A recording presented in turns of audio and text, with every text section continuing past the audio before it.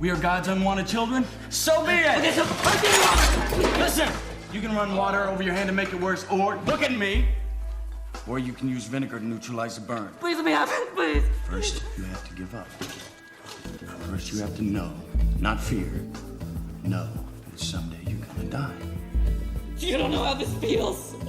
Hello and welcome to Two Guys and a Few Good Men. I am TJ Washuk. And I'm Garrett Loberg. And this is Movie Lowdown for the week of March 11th, 2019. Welcome, guys. How you been, TJ? Been alright, kind of sick. Right now I have a congestion right now. It's really bothering me. Sorry to hear that. Doing alright. Well, I'm a little scarred. Yeah? Yesterday, I had to watch Brad Pitt's first movie. Yeah, that was fun. That was Went down a rabbit hole. We'll have to make a video on that. Yeah, because that was my movie that I was not expecting to be. Oh, what the fuck? It was very charming, but at the same time, it was like really creepy. And weirdly filmed. Yeah. But it was held back for what, like 10 years almost? Yeah, it came out in 1988. Because Brad Pitt's popular now. Right. He's been on Friends. He's in 97 came out. He's dating Jennifer Aniston now. So, let's get that movie out. Put it on VHS. Sell it to the kids. Yeah. So, that's what's going on with me. I don't know. Well, now let's get into the news. So how's it go? Get into the news. Let's get into the news. Right into the news? Yeah. Alright, this week, we've got a couple stories for you. Some inspiring ones, some not so inspiring ones. First up, we've got The Curse of the Llorona. Yeah, The Curse of La Llorona is part of the Conjuring franchise. Did you say that you saw this coming? Yeah. Well, just because of the fact that it was like Blumhouse. Yeah. Okay. Is that all that they've been really working on? Are those movies lately?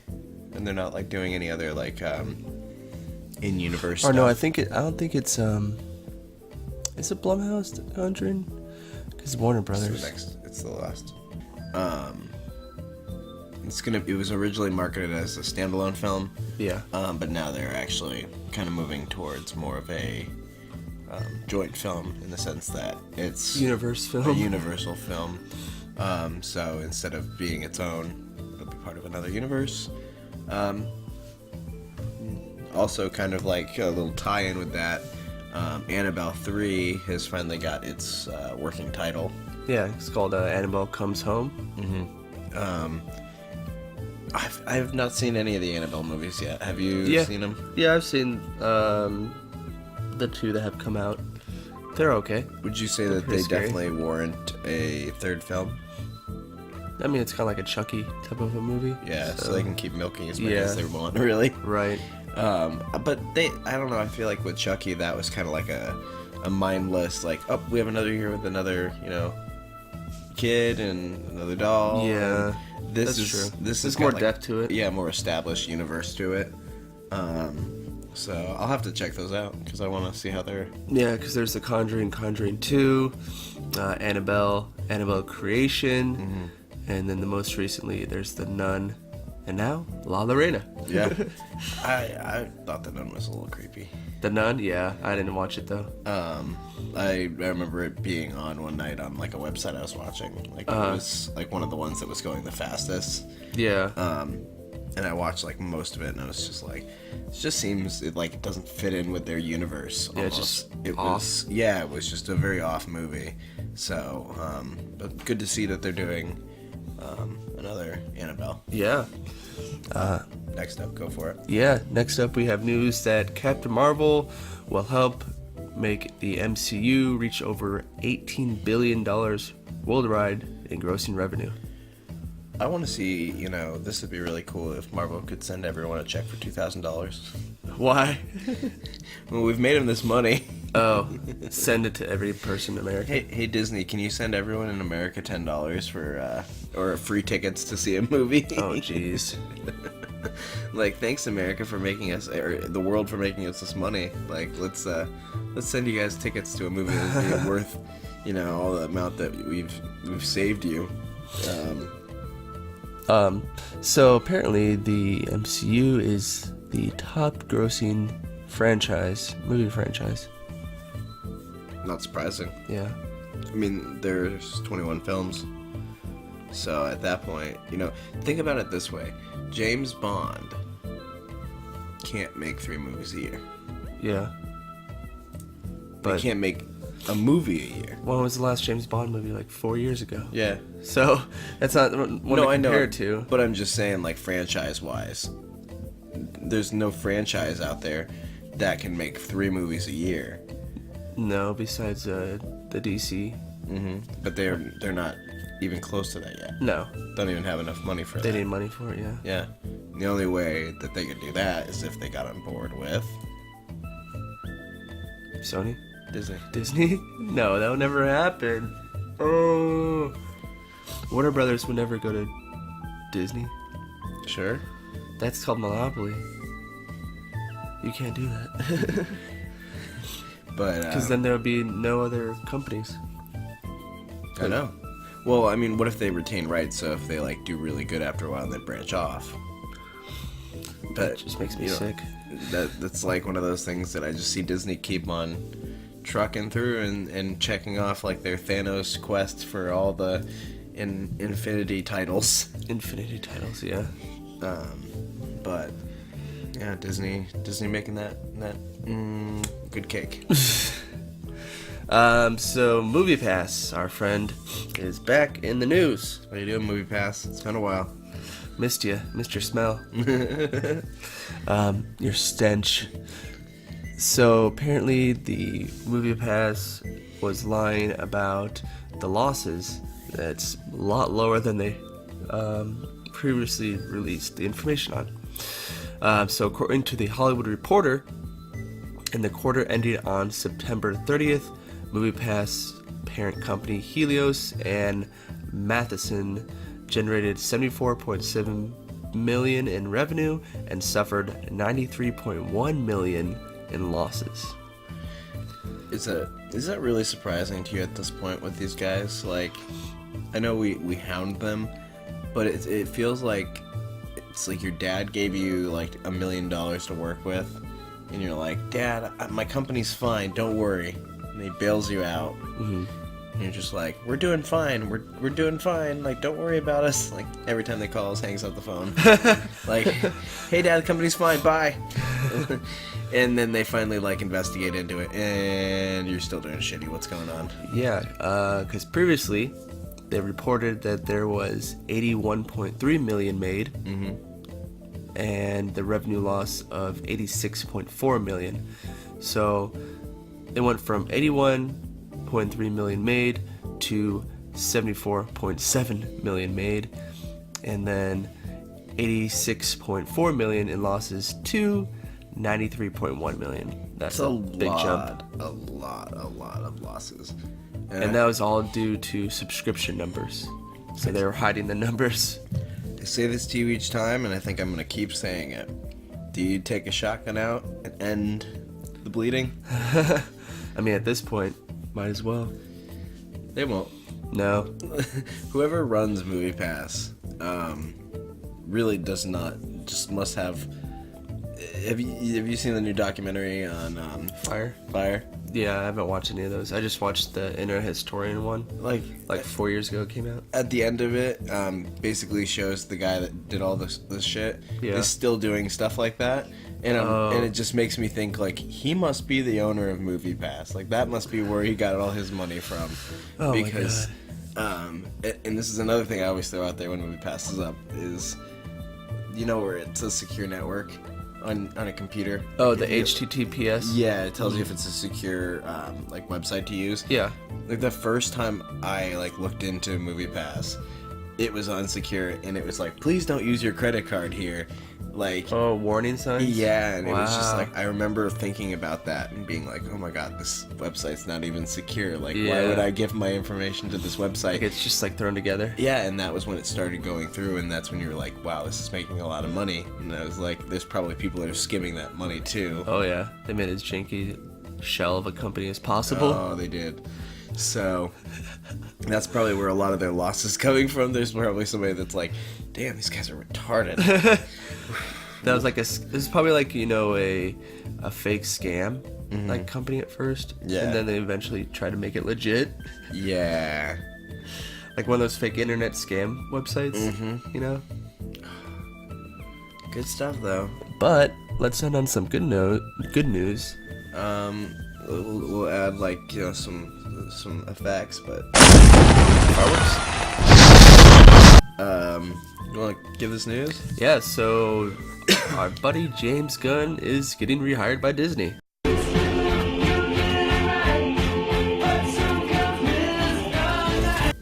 Thank fucking God. What up? You were picking me up yesterday, and The news dropped.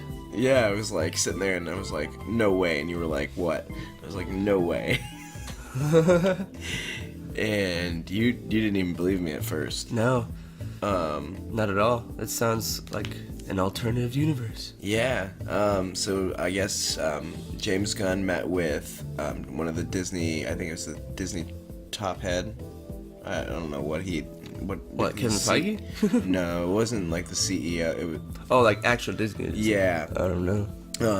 Doesn't even say. But had a president of Disney. I'm trying to think of what his name is.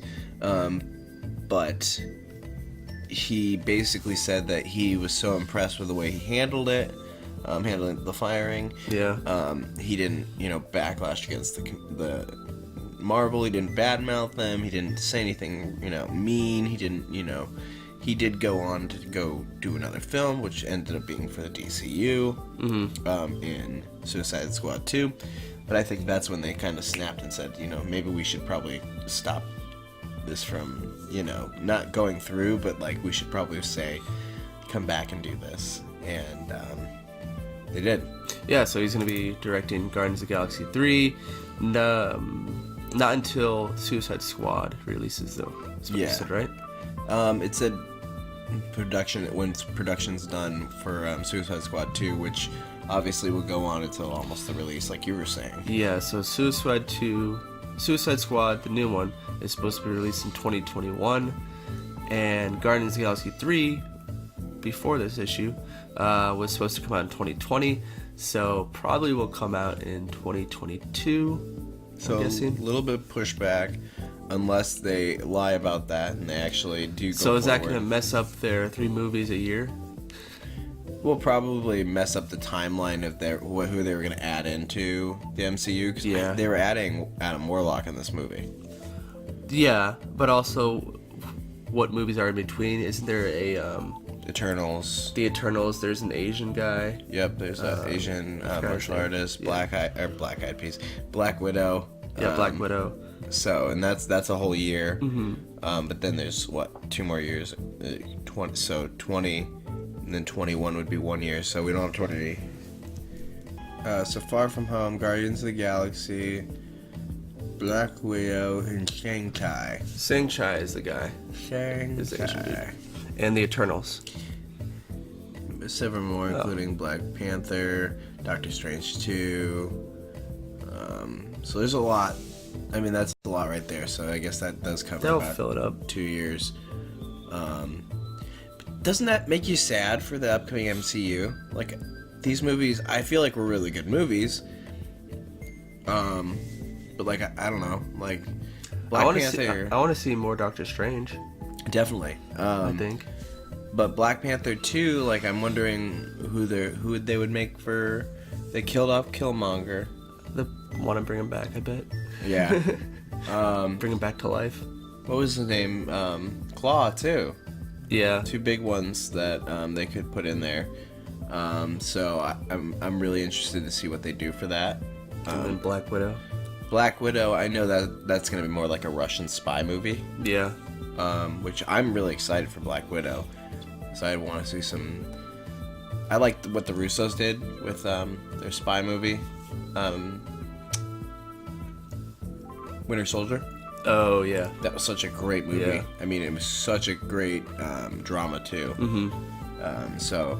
And then Shang-Chi, don't really know too much about that character. I'm assuming he's kind of like an Iron Fist kind of a character that they can make into the MCU. Yeah. And then the Eternals, we've heard about them before. They're basically the ones that started they're messing with genetics, and they created I believe they created the Skrulls, like all the different, like the deviants and the gods or whatever. Like they created Thanos. Huh. So I think that's where they're gonna get into maybe some more stuff in Thanos. That is why he's like such a hungry, mean person, almost. Is maybe the Eternals made him that way for a reason. Damn, so they're going deep. Yeah, they're definitely going deep, and I think that's gonna be the cool part about it. And that's like they're gonna have to go way back in time for the Eternals. Yeah. So like, there's not gonna be any superheroes. It's like Star Wars: The Old Republic. Yeah, but like these beings are just like super strong, so it'd be interesting to see what they're gonna do with it. Yeah. So, and plus, we also forget that they're also acquiring Fox on the 20th this year. Yeah, so Or there'll be this X-Men month. movies. Yep. So. Fantastic Four. Well, that is it for this week's movie news. Let us move into the movie trailers.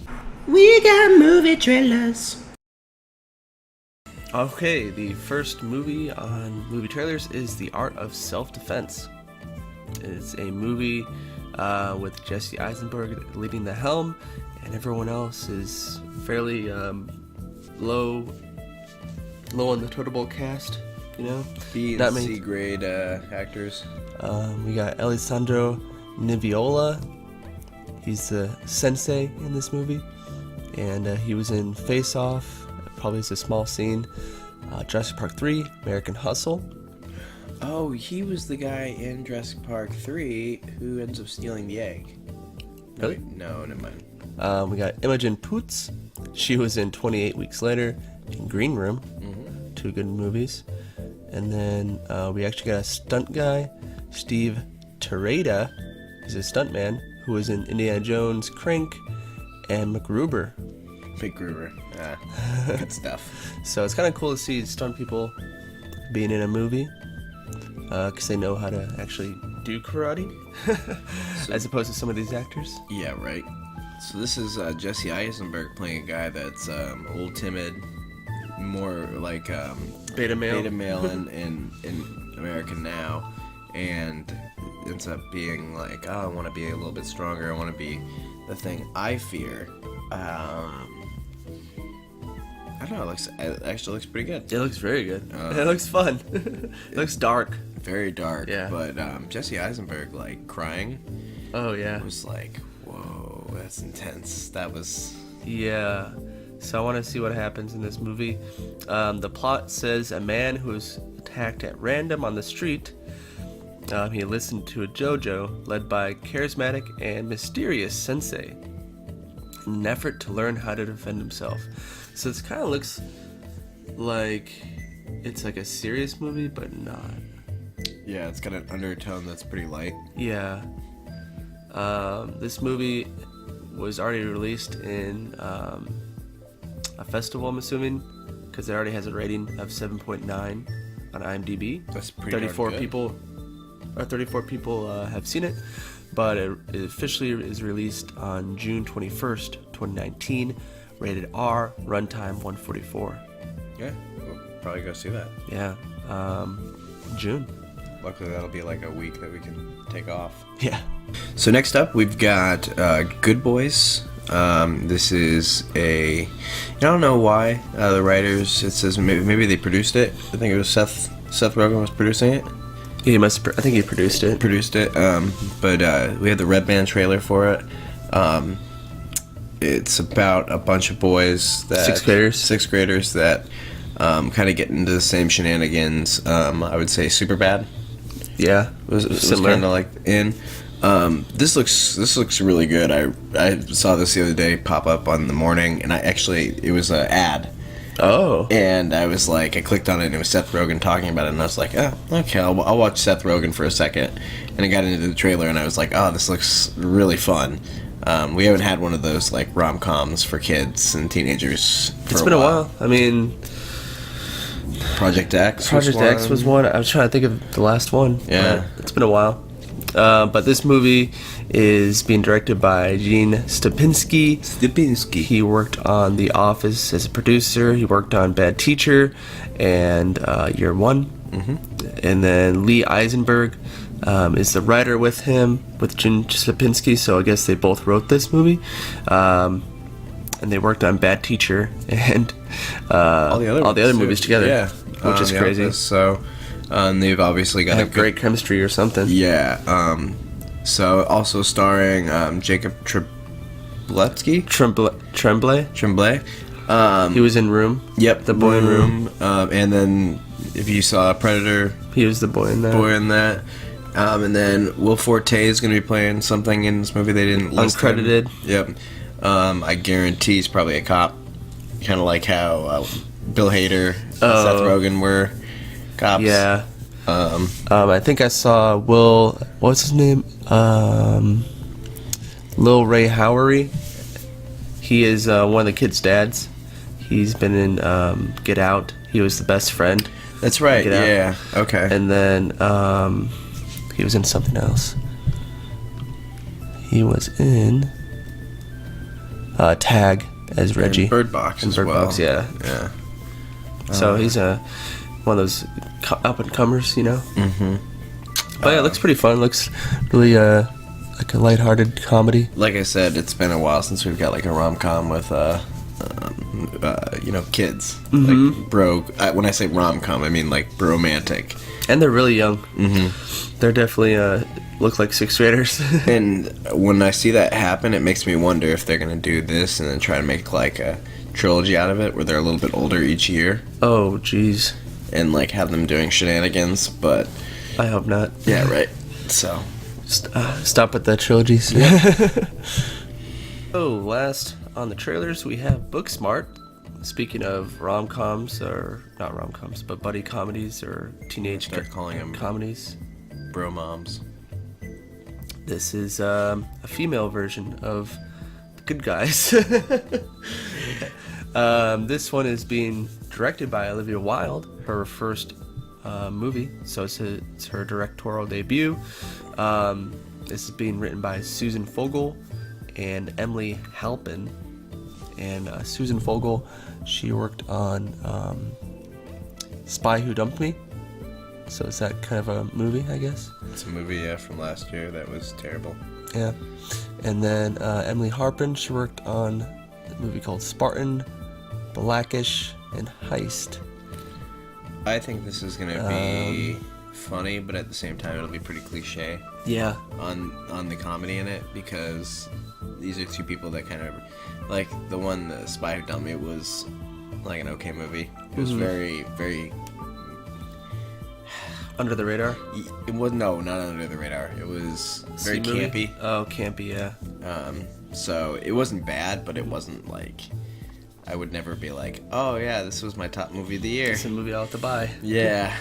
No, I wouldn't even buy it. I'd rent it. I'd rent it from Redbox for like $1.99. Yeah. Use a coupon even. Yeah. Yeah, I can get this for 99 cents. Cool, we'll do that. This is starring Caitlin Dever, I think is her name. Lisa Kudrow from Friends. Will Forte again. Who's ironically in the other one that we were just reading about. Yeah, Good Guys. Jason Sudeikis, he's the principal. Billy Loward. You said that's Carrie Fisher's Carrie daughter. Fisher's daughter, yeah. And then you got Skylar Gazondo and Molly Gordon. Yeah, so it's another little comedy about growing up. That's not, it's gonna be a pretty vulgar movie. It's obviously rated R. Yeah, a lot of lesbian elements. Yeah, a lot of like really angsty teenage stuff. So. Yeah, very angsty, which is kind of cool to see. And it's very, I guess you would say liberal. Yeah. Looks like she's like a feminist and stuff like that. Mm-hmm. So it looks like a fun movie, but like you said, probably gonna be campy. This movie comes out in May 24th, and it has a runtime of 1:45. Already has a rating on IMDb. It's at 7.1 with 91 rating, or 91 people rating it. That's not bad. So that's actually not too bad.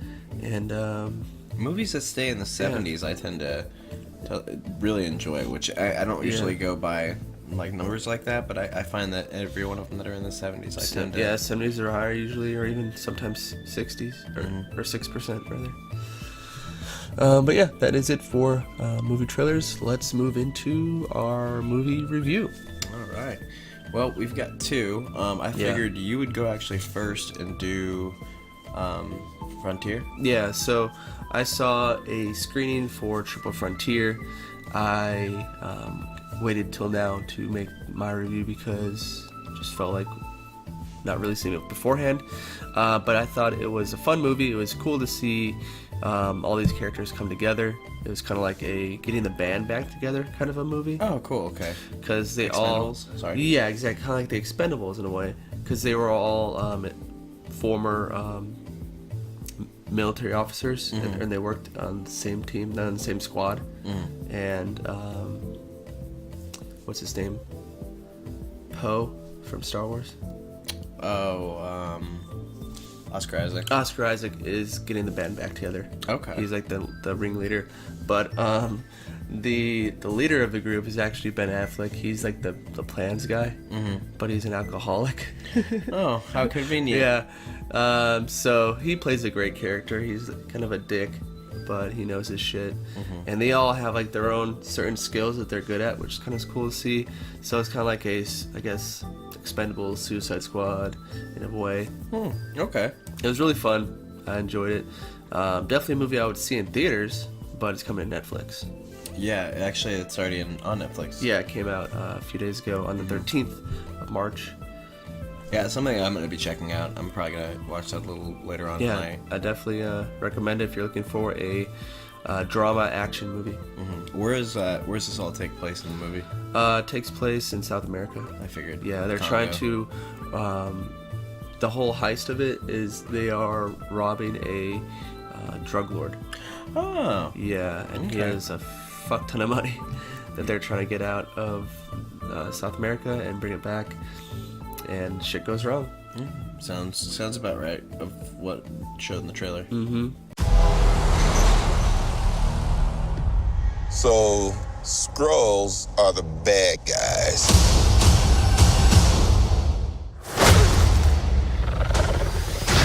Our movie review, we saw Captain Marvel last week.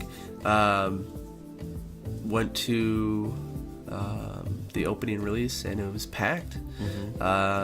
Very much like, I would say, Black Panther. Yeah, it was very hard to find. I think we ended up with the 8:30 showing, and we like scoured them tickets at like probably like 11 o'clock. Yeah, 11 o'clock in the morning, and so many tickets were, or so many theaters were sold out. Even to like the later showings too. Like they weren't sold out, but there were a lot of seats taken.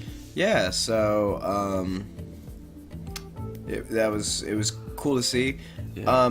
For me, the movie was pretty fun action-wise, a little bit. Like, you know, there's a scene in it where basically she's like beating people up with her Close hands. combat. Yeah, but she doesn't have her fists, and so she's just beating them up with these big tubes, and like that's probably one of my favorite scenes in the movie. So the beginning of it, and but then she gets her powers. and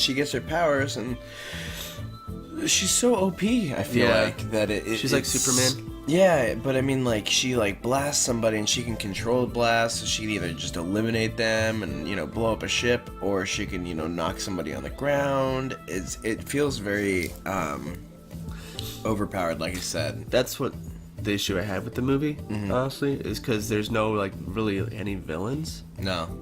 The Skrull aren't really a villain, and neither are the other. What was her team she was on? Oh, the Kree. The Kree. They weren't really like that much of a villain. Yeah, the Kree. They were. Well, they are villains because they're like the bullies of the universe. Like, yeah, they weren't like evil. Like, they weren't evil. So they were in the sense, like the lightest sense, the bad guys. They were just trying to conquer the universe, and so I think that the Supreme Intelligence is the real evil in the movie. Because it really controls you in the sense that they knew she had these powers and they didn't want her using masking them. it. So And then at the end, you know, they're like, go tell the Kree that we're coming. You know, I'm coming for you. And it was like, okay. Sounds good. You know, with all the stuff put aside from the feminist stuff that was going on and people downvoting it. The trolling. That made it, no matter what, it made the ticket sales go up. And we obviously saw that in one of our first stories. Oh, yeah. So it's not like that affected it. So that honestly helped it in the long run. But my thing is that it was supposed to be empowering, but it sometimes came off like, what about the other people in life that are supposed to empower? Like, she's got superpowers, but we don't have superpowers. Mm-hmm. You know, we're not gonna have superpowers. So it's empowering to be a woman, but at the same time, she's like from a whole different bracket. She's an alien woman that like has these superpowers that, you know, no matter what, she's gonna get respect. Yeah. You know, like the guy that was like, hey honey, why don't you smile a little bit more, and then, you know, goes flying. Oh, the guy yeah. on the bike. Mm-hmm. That seemed like, you know, yeah, that happens. Like, there's dumbasses. There's also women out there that do that too. That's true. So it's funny the way that they're trying to put those. When they put those in there, it kind of comes off as like, okay, well, you were saying that this isn't a feminist movement movie. Oh, I didn't feel like it was, though. no, it never felt like that. It's just little things like that scene right there was just one of those that I laughed at because I was like, okay, they were trying to push, you know, hey, smile a little bit, and it was like, Yeah, the whole catcalling thing. yeah. So, I would say this is a below average Marvel movie. very boring. Yeah. It was very. So somebody was talking about it in their video about the cutting of it. There was a fight scene that there was 5 cuts in 2 seconds. Oh, really? I Yeah, didn't notice. there's a couple of them that were really cut. Like, you can't really notice it until you slow it down. And I watched it and I went, oh shit, because it was actually from like the movie theater that they pulled it. Jesus Christ. And I was really surprised. Like that's why I think that they were sending out so many trailers for it. They were like putting out a trailer a day. It wasn't giving out any new stuff in those trailers, but it was just reiterating the same thing, like go faster, higher, faster, you know. Yeah.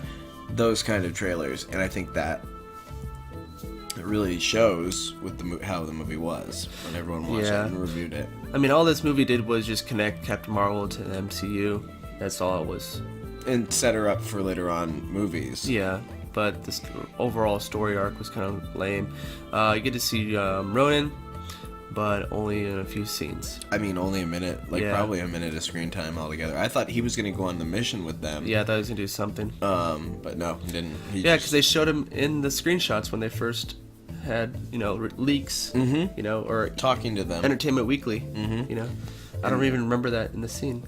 No, he talked to me. He basically just said, do this mission, and that was it. That was it. So it really didn't have anything else to it other than that. So, yeah, but I think they set up for, a lot of movies later on, because obviously the Kree... it's going to be in it. Yeah, so... Still. I think they set Skrull, up... maybe even. Because they don't even show what happens to... what happens to Ronan when he says, oh, well... he's coming back for the girl. That means he's gonna have to come back for another movie, I'm guessing. Maybe he's a villain of another movie, and that's why they were teasing him so much in Instagram posts. But the way that doesn't he die in Avengers or Guardians of the Galaxy? Yeah, but there's time in between there. Oh yeah. They've got almost 10 years to cover. So. The guy that played that Skrull, what was his name? Ben Mendelsohn. Is that his name? Talos.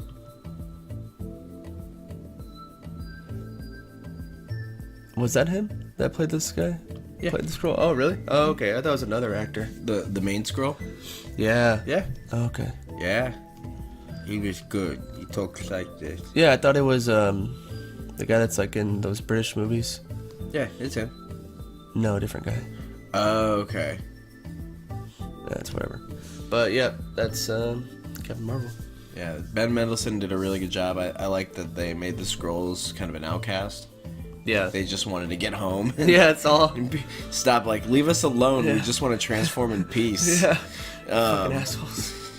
And I like that Marvel was an actual person before. The lady. And now that's where she got her idea. The scene where they were changing the colors, I guess, they did like a white and green one. That was supposed to be what the original Kree colors were. Oh. So like they went through all the different colors of little Easter eggs, I guess. Yep.